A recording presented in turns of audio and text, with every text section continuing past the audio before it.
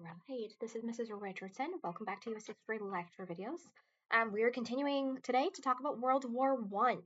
So today we're going to focus on how World War One impacted Americans at home. By the end of today's lesson, you should be able to explain how the status of organized labor changed during the First World War, describe how the lives of women and African Americans changed as a result of participation in World War One, and explain how Americans' participation in World War One allowed for the passage of prohibition and women's suffrage. So those are the things we're going to cover today. All right. So remember, World War I brought dramatic changes to American society. We shifted from an isolationist foreign policy to being more involved in foreign affairs, and it drastically changed the lives of people at home. And we'll learn in another lesson when the war ended and Americans tried to return to normal. Many Americans did not want things to return to pre-war normal. And post World War I, we actually see a push for African American civil rights and women's rights. People didn't want to go backwards. So today we're going to explore how the war affected workers and labor unions, women's roles and rights, African American and race relations, and prohibition and social reform. So, remember, once again, this was one of the first wars that affected American society completely. Even though the war was fought on European soil, what Americans did at home impacted the war. There was a massive increase in industrial production going towards the war effort, but this generated new opportunities for workers, and with millions of men going overseas to fight, African Americans and women stepped up to enter the workforce and take over these jobs. So we have over 1 million women entering the workforce, African Americans finding jobs in new industries, and with this came the growth of labor unions and more government involvement to manage labor in big businesses.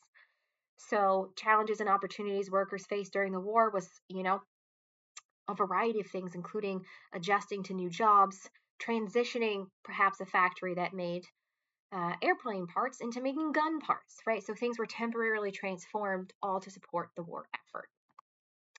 So women took on traditionally male jobs, and they were allowed to as a temporary support during this time. Things like factory work and railroad jobs.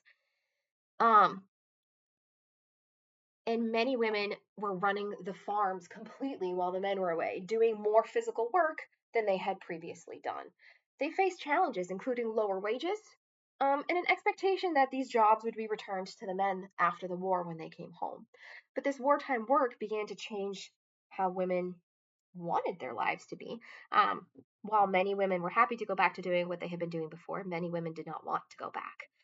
They wanted to have the right to work outside of the home in jobs that had been traditionally dominated by men. Women also were very important with wartime service. They served in military and humanitarian roles.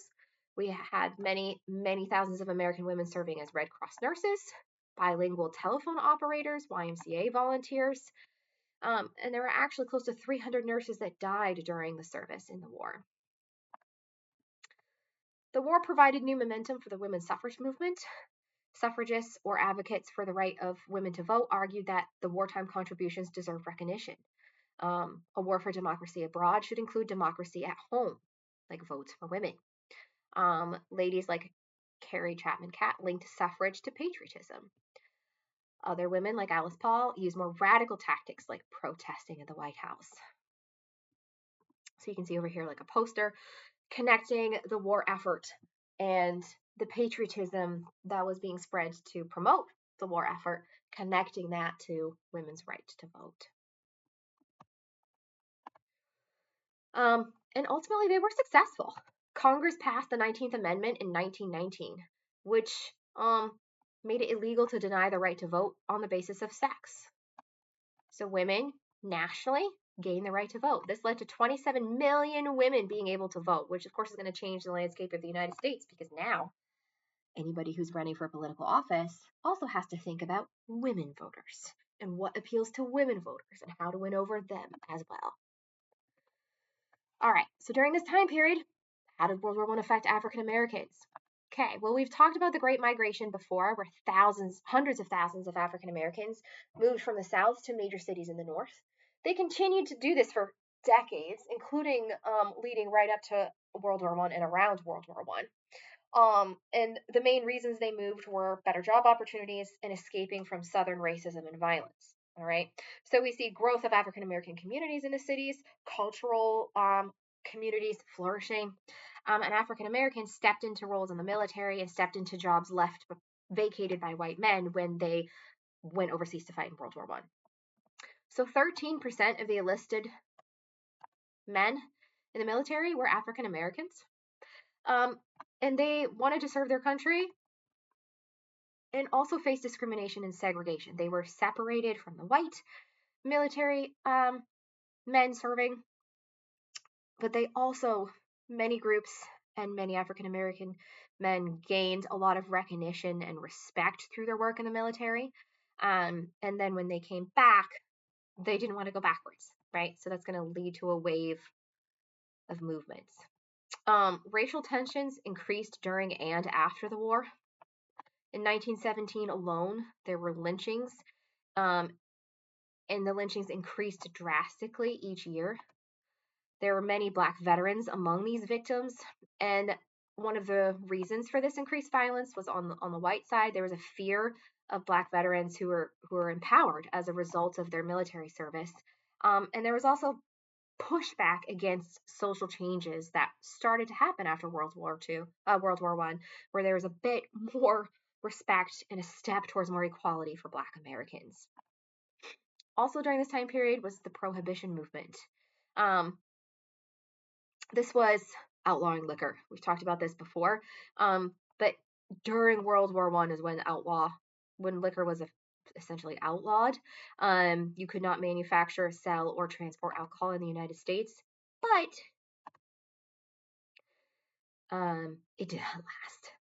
Okay, the Volstead Act was passed to enforce this 18th Amendment and banned the consumption of alcoholic beverage except for religious rituals or medical prescriptions.